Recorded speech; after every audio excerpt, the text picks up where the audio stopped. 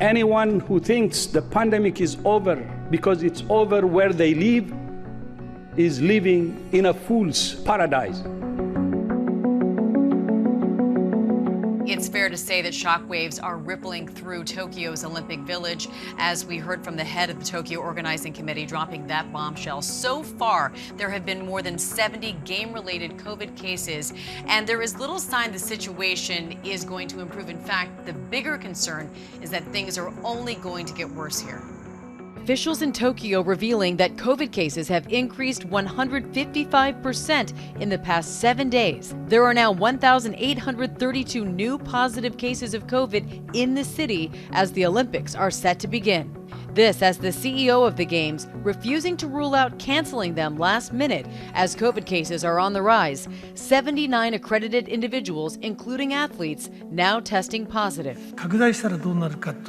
And with just days to go until the Games officially open, the head of the Tokyo Games now saying they could convene 5-party talks to decide an action plan if there is a spike in cases. Inside Olympic Village, the stress of testing positive or being deemed ineligible due to close contact with infected individuals weighing on athletes. Team USA swim captain Ryan Murphy speaking to us earlier this morning about life inside the Olympic Village. We have been hearing talk about the Games potentially being canceled. What are your thoughts on that possibility? That's kind of a doomsday scenario. So I'm really trying not to focus in on that. Accredited officials undergoing a slew of high-security safety measures. With COVID looming over the Games, some Olympic sponsors, like one of the biggest, Toyota, says it's pulling Olympic-related ads in Japan, but will reportedly keep its U.S. marketing plans in place. There have been more than 3,000 incidents of unruly passengers on board planes this year alone, mostly because people are refusing to wear a mask. Now the TSA says that its officers are under attack, one reportedly bitten on the job. Turbulence in the friendly skies. This cell phone video capturing a heated argument between two men turning violent as passengers were deboarding a Frontier Airlines flight in Miami.